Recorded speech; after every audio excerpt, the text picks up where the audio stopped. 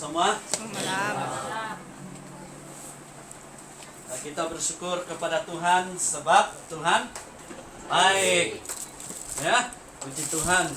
Malam hari ini saya mau mengkongsikan bahagian daripada firman Tuhan yang terambil ya dari kitab Amsal.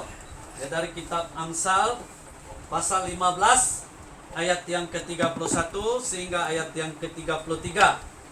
Kitab Amsal dari kitab Amsal 15 dari ayat yang ke-31 sehingga ayat yang ke-33,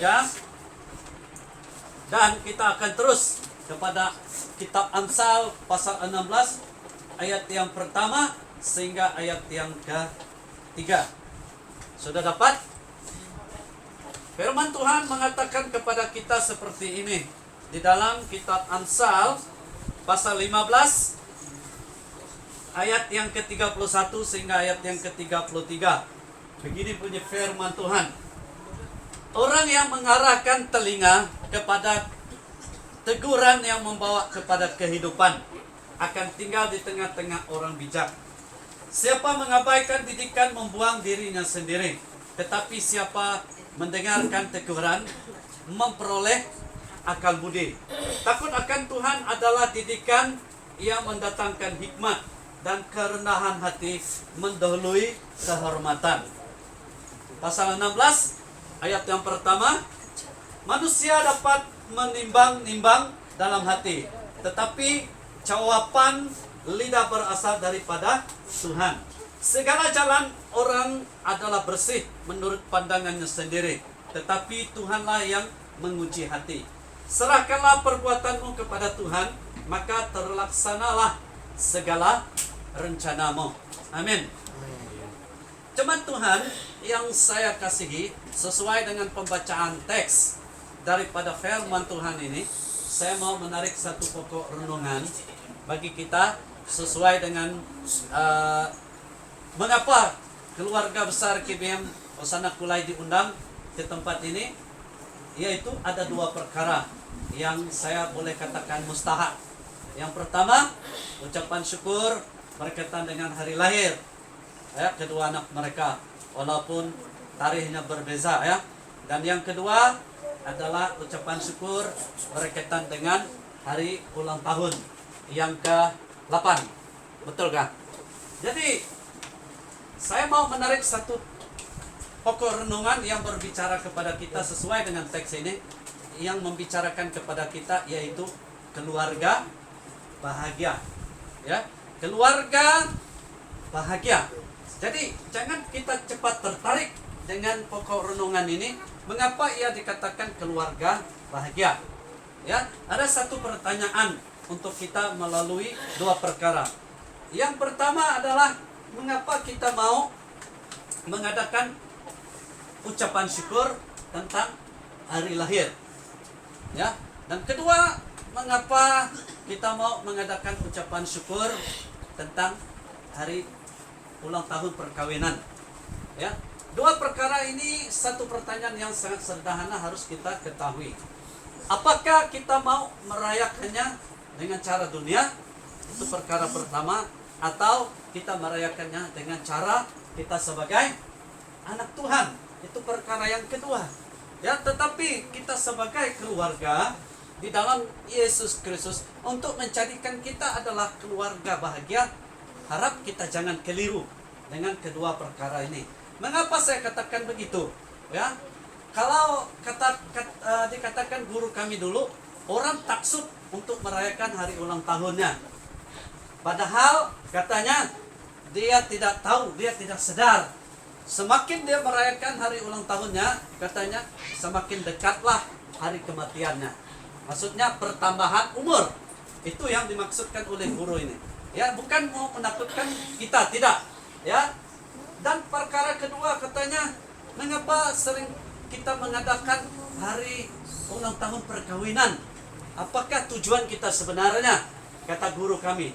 Ya, apakah untuk dilihat oleh orang lain, atau memang kita mau merayakan dengan satu ucapan syukur kita kepada Tuhan?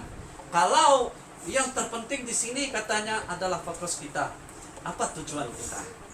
Jadi, jemaat Tuhan yang saya kasihi, untuk kita memperoleh ya keluarga yang bahagia itu bukan satu perkara yang mudah. Ya, sesuai dengan kata firman Tuhan, jangan kita di luar kelihatannya bahagia, tetapi di dalamnya. Maksudnya di dalamnya bukan saja di dalam hati, tetapi di dalamnya, di dalam lingkungan keluarga kita. Yang pertama harus kita ketahui, orang yang mengarahkan telinga kepada teguran, yang membawa kepada kehidupan, akan tinggal di tengah-tengah orang bijak. Di sini firman Tuhan mengatakan kepada kita sebagai anak-anak Tuhan, yang harus menjadi fokus utama kita adalah kita harus siap untuk ditegur. Ya, untuk menjadi keluarga yang bahagia, ya tidak mudah. Kita harus belajar banyak perkara. Selama kita hidup, selama itulah kita tetap belajar dan akan tetap belajar. Selagi nama kita berkeluarga, untuk menjadikan keluarga kita itu sukses, ya, untuk menjadikan keluarga kita itu bahagia, pertama, ya, kita harus siap untuk menerima teguran. Mengapa? Kata firman Tuhan daripada kitab Amsal, siapa mengabaikan didikan membuang dirinya sendiri, katanya. Kalau kita tidak siap untuk ditegur, bagaimana untuk kita mengatakan kita sebagai keluarga bahagia? Artinya, percuma kita mengadakan hari ulang tahun, baik perkawinan atau hari ulang tahun kelahiran kita. Ingat baik-baik jemaat Tuhan, ya. Kata firman Tuhan, siapa mengabaikan didikan membuang dirinya sendiri, tetapi siapa mendengarkan teguran memperoleh akal budi. Karena setiap orang yang datang untuk menegur kita, ingat ya, setiap orang yang datang untuk menegur kita, dia pertama harus kita tahu, karena dia merasa ambil peduli. Ingat ya, karena dia merasa dia ambil peduli. Coba kita perhatikan orang yang di luar sana. Kita buat silap, mereka pun tidak sibuk dengan kita. Ya, bukan saja mereka tidak mengenali kita. Ya, bukan saja mereka tidak ada kaitan dengan kita, karena di dalam diri mereka tidak ada kasih. Dia berbeza dengan kita sebagai anak-anak Tuhan, karena kita telah diajar tentang kasih. Karena kita telah diajar tentang kasih. Sewaktu saya sedang mempersiapkan diri untuk menyampaikan bahagian firman Tuhan, apa bahagian firman Tuhan yang sesuai untuk disampaikan dalam dua perkara ini?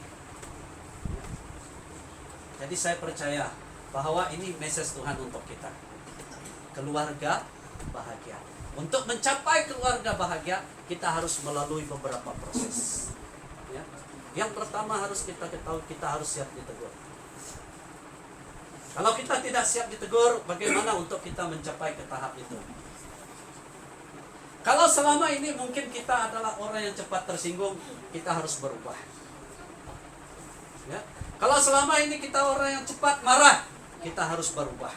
Untuk mencapai kepada garis, ya, garis kebahagiaan itu tidak mudah. Ia harus seimbang. Ya. Kalau seorang saja yang berubah, contohnya suami atau istri yang berubah, tidak ada maknanya. Kedua-duanya harus ada berubah. Ya.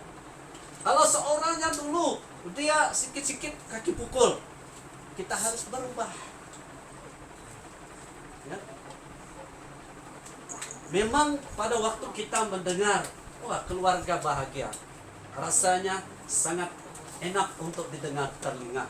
Tetapi bagaimana untuk mencapainya? Ia tidak mudah. Ia memerlukan pengorbanan.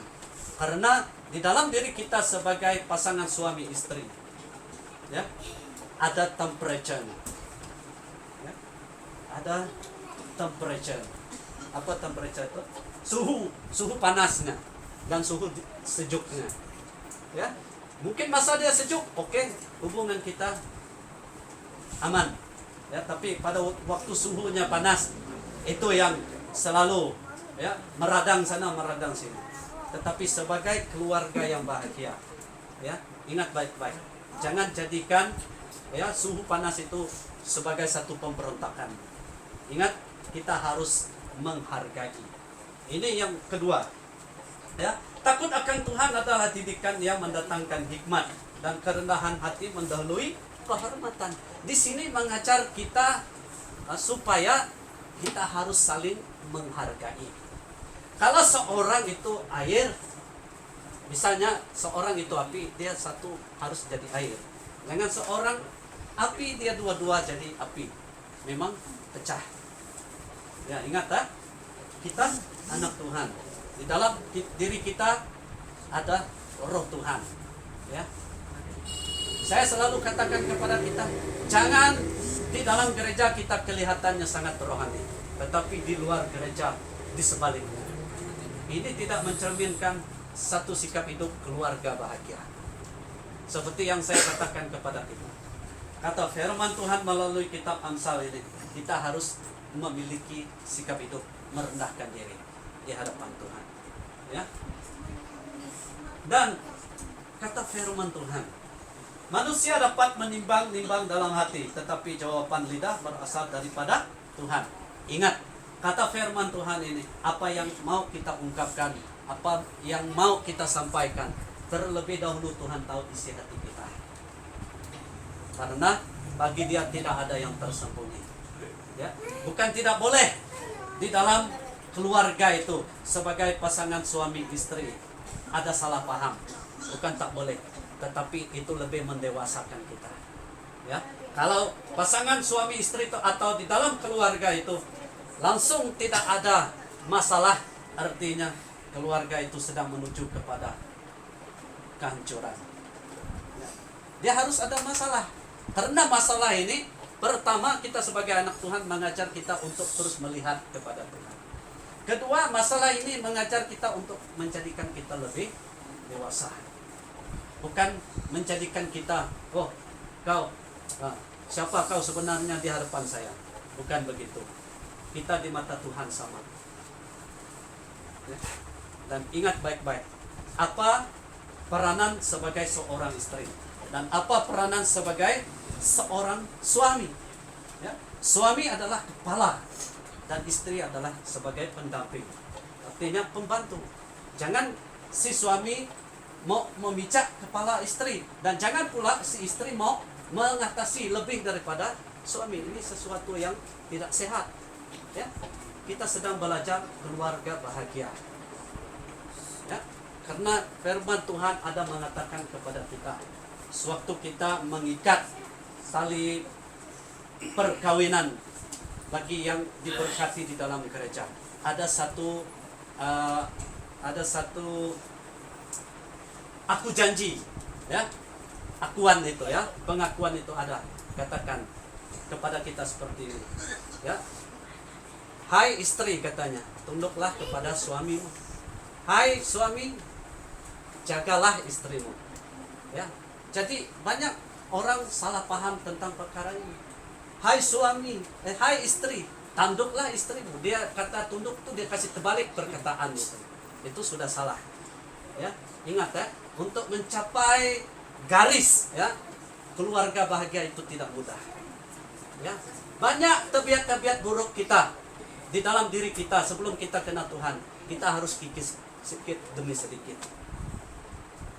Ya, banyak tabiat buruk kita. Ya, segala jalan orang adalah bersih menurut pandangannya sendiri, tetapi Tuhanlah yang mengunci hati. Ya, seperti saya katakan kepada kita sebentar tadi. Ya, kita selalu mengatakan diri kita benar, tapi kita lupa setiap apa yang keluar daripada mulut, bibir, lidah kita itu terlebih dahulu Tuhan tahu. Ya, terlebih dahulu Tuhan tahu. Jadi saling menghargai itu salah satu perkara yang sangat mustahil di dalam keluarga. Ya. Serahkanlah perbuatanmu kepada Tuhan, maka terlaksanalah segala rencanamu. Ingat baik-baik. Ya. Yang suami jangan coba untuk melebih-lebih di hadapan istri. Yang istri jangan coba-coba juga untuk menanduk suaminya. Di sini saling menghargai itu satu perkara yang sangat mustahil. Ya. Karena mau mencapai kepada keluarga bahagia, seperti yang saya katakan, itu bukan satu perkara mudah. Tetapi kita harus bersyukur sebagai keluarga di dalam Yesus. Kita dibimbing karena ada pemimpin yang membimbing kita. Jadi kita tahu kalau keluarga kita tidak begitu baik, tidak begitu stabil perjalanan kehidupannya, ada pemimpin yang memimpin kita. Ya. Dan yang terakhir, sebagai keluarga yang bahagia, ya, libatkanlah Tuhan di dalam semuanya. Ya. Libatkanlah Tuhan di dalam semuanya. Artinya pada waktu kita melibatkan Tuhan di dalam semuanya, artinya kita belajar untuk mendekatkan diri dengan Tuhan, baik merenungkan firman Tuhan, baik berdoa kepada Tuhan, ya, baik memuji Tuhan, baik melakukan persekutuan di hadapan Tuhan. Segala perkara yang berkaitan dengan kehidupan rohani kita yang boleh menunjang keluarga kita supaya kita tetap hidup di hadapan Tuhan. Dan akhirnya apa yang kita mau Tuhan akan sediakan untuk itu, termasuk berkat atas keluarga kita, baik anak-anak kita yang menyambut hari ulang tahunnya. Kita pasti akan mendapat, kita pasti akan memperoleh keluarga yang bahagia. Mari kita berdoa. Bapa di surga, puji dan syukur kami kembalikan kepadamu. Malam hari ini firman-Mu telah kami renungkan bersama. Kami percaya Bapa bahwa Roh Kudus tidak pernah berhenti untuk bekerja di dalam diri pribadi kami. Kami manusia lemah, tidak mampu kami untuk menyelami isi hati-Mu dengan lebih mendalam lagi. Namun kami percaya dengan penuh merendahkan diri kami di kaki salib-Mu pada malam hari ini. Kami mempersilahkan supaya Roh Allah terus bekerja di dalam hidup kami, memampukan kami untuk mencapai kepada tahap menjadi keluarga yang bahagia. Dan kami percaya pada waktu kami telah menjalani beberapa perkara yang telah kami pelajari melalui kebenaran firman-Mu pada malam hari ini, kami imani bahwa keluarga kami juga akan Tuhan berkati. Termasuk hari ulang tahun kami juga Tuhan pasti akan memberkati kami. Karena umur panjang terletak di dalam tangan-Mu Bapa. Dan terus ajari setiap diri pribadi kami sesuai dengan kebenaran firman Tuhan yang mengatakan kepada kami di dalam kitab Amsal pasal 3 ayat yang ke-5, supaya kami tetap takut akan Tuhan. Terima kasih Bapa, kami puji tinggikan nama-Mu. Kami terus serahkan masa dan waktu seterusnya hanya ke dalam tangan-Mu. Di dalam dan di atas nama Yesus Kristus kami naikkan doa ini. Amin. Terima kasih, saya kembalikan kepada pemimpin pujian. Silakan.